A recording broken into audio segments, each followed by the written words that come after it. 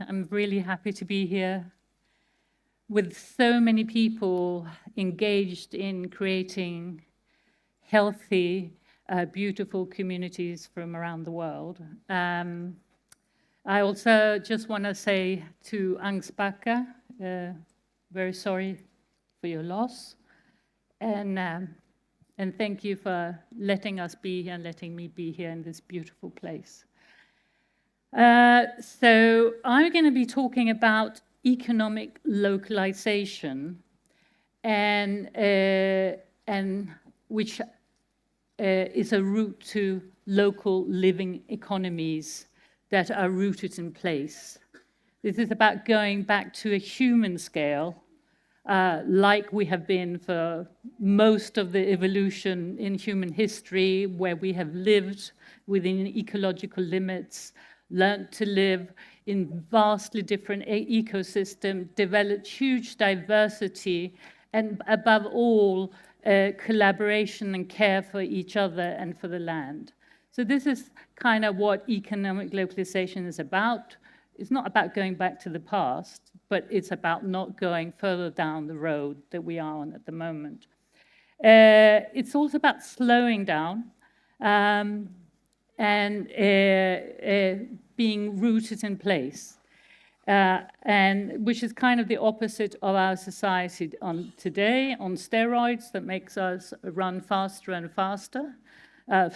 Many just to keep a roof over our heads, and others because that is just what we are caught up in.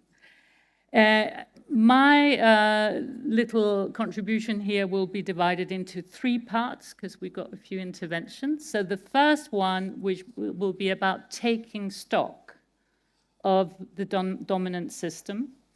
The second part will be about shifting direction and the power of local. And the third part will be about grassroots movements and taking action to build, move towards a critical mass of people.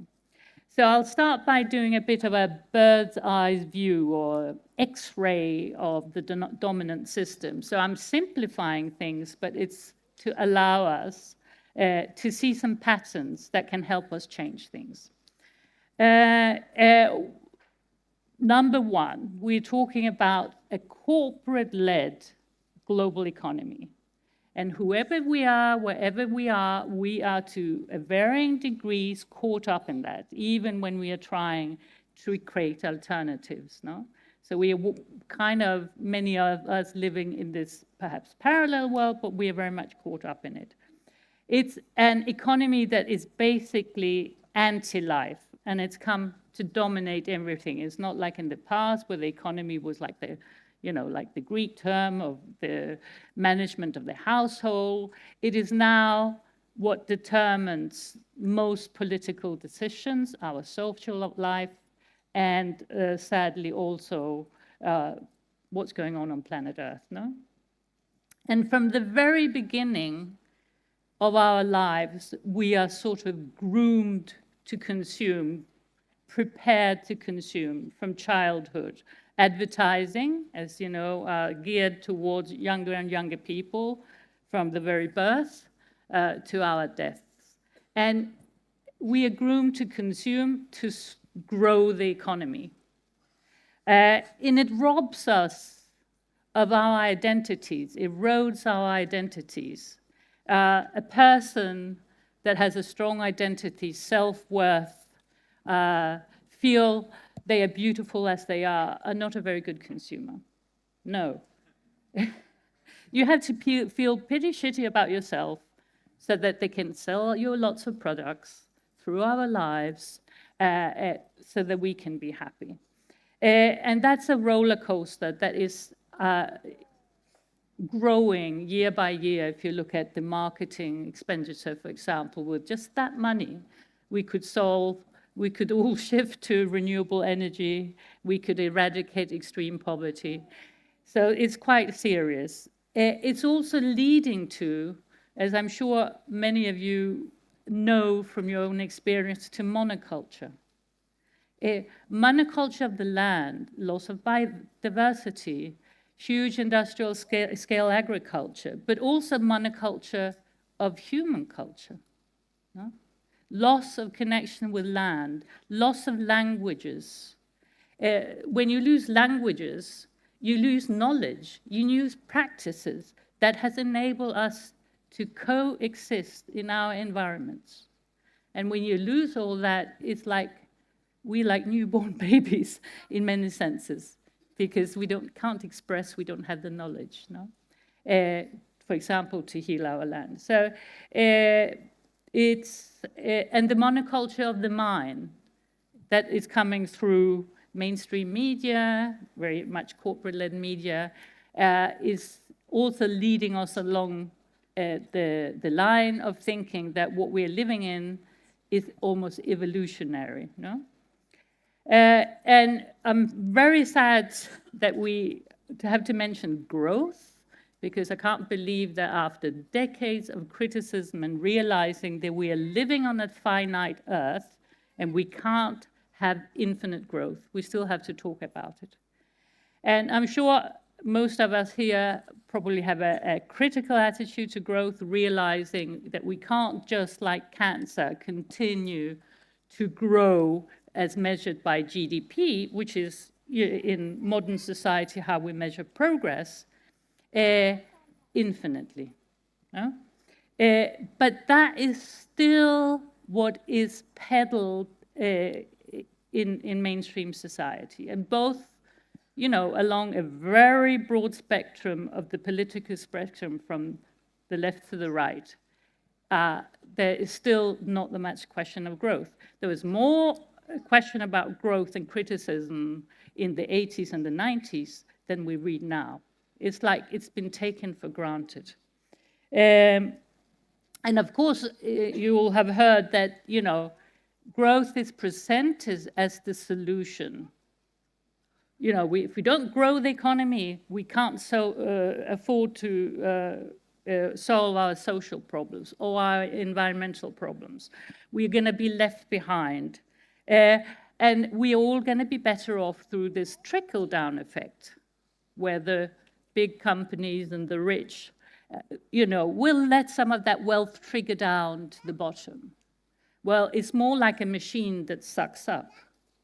As you will know, that what we talk about an economy for the 1%, the super rich, at the expense of planet Earth and the majority of the world's population. And what is it that makes our economy grow? Well, it's mainly negative things. Things like, you know, if our water is polluted and we all have to buy bottled water, that's very good for growth. Or if our populations are ill and we have to buy a lot of medication, that's also very good for growth. If we're all healthy, that's not particularly good for growth, because it doesn't create a rise in GDP. And we just had a case in Denmark, and you might have heard of it, but the Danish economy is doing very well because we got a huge pharmaceutical that's called Novo Nordisk, and they've made this fantastic medicine that can help you lose weight. And there's a huge demand, and that is in response to a global economic system and industrial agriculture that have people malnourished, so that a lot of people are suffering from obesity and diabetes. But now we have a drug, so the Danish economy is doing very well. And of course, when we have war and conflict, there are lots of sales of arms, and that also grows the economy. But if we plant some trees, we clean our water, we make a compost toilet instead of having sewage, if we care for our children or for our neighbors, that is not growing the economy. It's not progress as we measure it today. Another thing about this global economy, I have to keep time. You're keeping time on me, right, Natasha? Yeah, great. Is that we've got what I call a phantom economy, a ghost economy. It's a debt economy. It's not tied to anything real. They are digits on a computer screen. Money is created when someone asks for a loan, be it you or me, or the Swedish state, or Microsoft, or Shell, right? That's how money is created in that moment, as mere digits. So it's not tied to anything real, and it's totally unlimited. And we got a sense of that, well, a real sense, in 2008 with the financial crisis, which was called the bubble, you know, that where they had, lent a lot of money to people, no backing. And who bailed out the banks? The nation states did, with taxpayers' money. And that's just one example of how money and power is shifted from nation states to private corporations. I think the only country to jail some of these people and make consequences for the banks was Iceland.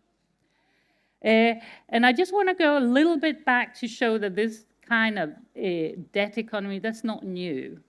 I don't know if you've ever heard of fractional reserve banking. It goes a long way back to the time of colonization. So when in the 15th century, the Europeans went abroad to colonize and pillage and rape and enslave people, that was enabled in large part due to fractional reserve banking. Private lenders and, you know, at the time, the banks of their time were allowed to issue credits 10 times their reserve.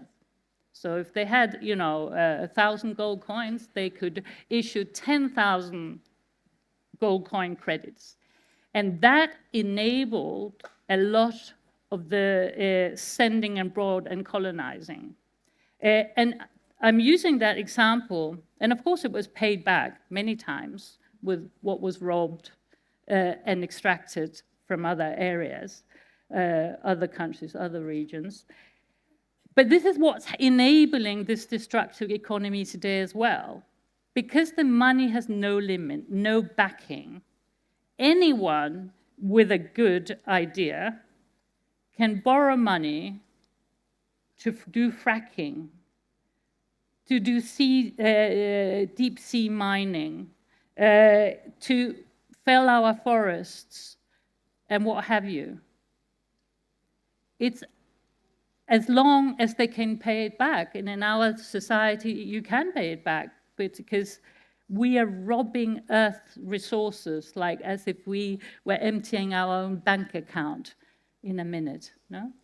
So this debt economy is fueling destruction. And of course, with digitalization and high tech, it's happening at a much faster and bigger scale than ever before. And I also, you know, we've also had a process, and particularly those of us that are older will know of neoliberalization, where a lot of common goods have been privatized, from infrastructure to services, to trains, to, you know, our energy infrastructure, what have you, and sold to foreign investors, big companies, and they end up in the stock market. And on the stock market, as we know, is pretty much ruled by algorithms. You got from individuals, but usually huge investment funds, pension funds, that are selling life. Everything has been commodified. Even things for our basic needs, foods, services, our forests, or extraction of forests, and so forth. So all that trading that's going on, and speculating and betting, is affecting people all around the world. Small-scale farmers, when the price of coffee or corn or oranges are low, can mean that they lose their livelihoods. And it's driving marginalization and migration, because people are losing their livelihoods.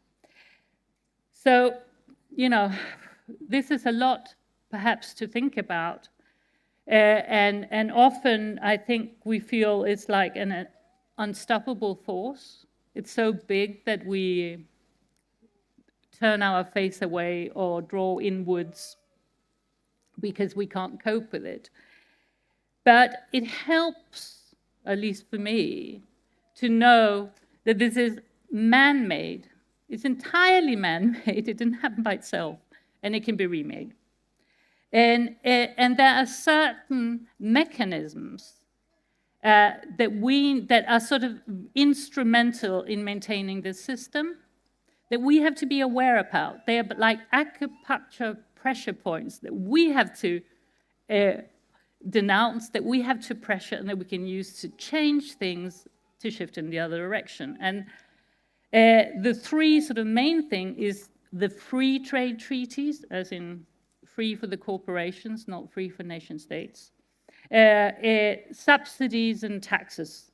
And they have been used, these mechanisms, and particularly the free trade treaties, to deregulate private corporations and basically having them on what I call corporate welfare. And so there are a myriad of bilateral, multilateral free trade treaties that nations around the world have signed on to. Many of them for good reason, thinking that, you know, we need international trade as a part of cooperation and collaboration. But what is really meant is that you have these, what? All right, that was saying. I always speak more than I should. Is leading to a race to the bottom, because businesses can move around where the situation is best for them. It's often a situation of the rule of the lowest denominator, moving to where the salary are lowest, where there are no environmental standards, where you might get biggest help, free land, what have you. And you end up in a situation where you have producers from one side of the earth pitted against the other, right? In lowering their prices, lowering their environmental standards, lowering their salaries. And I want to give one example of from Mexico. I don't know if you heard about NAFTA, the North American Free Trade Agreement, in the 90s. Well, that opened up the door to subsidize corn from the US. That was far cheaper than the corn that wasn't subsidized, produced by small producers in Mexico. Nearly 5 million farmers had to give up their livelihoods. Many of those migrated to the US and worked as laborers in intensive agriculture, maybe the same ones that put them out of business, who knows. It also opened the door to Walmart, which is this huge chain of supermarkets. It opened the doors to junk food, and now Mexico is #1 consumer of fizzy drinks and #1 in diabetes in the world. So that's just like an example that I know about personally. And the subsidies that I mentioned, you know, the fossil fuel industry, when I started talking about this, I was saying fossil fuel industry subsidies were half or 500 billion a year, 1 trillion. Now we're talking about $77 trillion in subsidies to fossil fuel industries in 2022. That was also after COVID, where we started, where we had less global trade. No? And imagine what would have happened if we had dealt and looked at the subsidies, if we had been aware of them. We weren't aware of them 20 years ago, for example. We wouldn't have had a lot of the problems that we have today with contamination, pollution, plastic. If they hadn't been subsidized, a lot of that wouldn't have been a problem today, wouldn't have been a crisis. We might not even have had the climate crisis that we have now. There are a lot of subsidies for export, there are lots of subsidies for the global transport infrastructure, huge ports, all of that usually paid for by nation states, benefited by global corporations. And industrial agriculture get, on a global level, the equivalent of $1 million per minute. Now, how much of that do you think goes to what we could put under regenerative agriculture? 1%.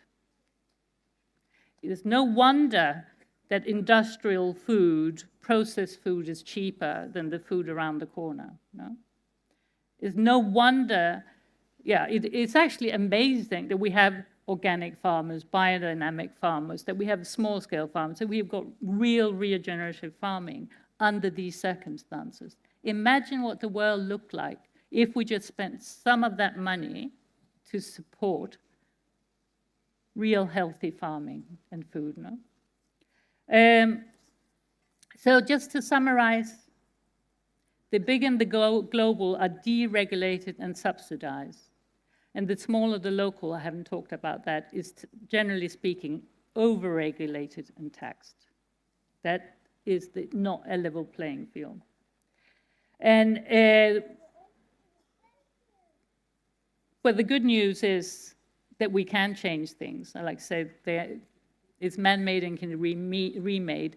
And there have been studies done to show in social non-violent movements from around the world that you need a critical mass of about 3.5% of people actively engage to create social change. When you have 3.5% actively engaged, you usually have about 20% that repeat it. Have you heard about? Have you read about? You know, what do you think about? And that is enough to create a change.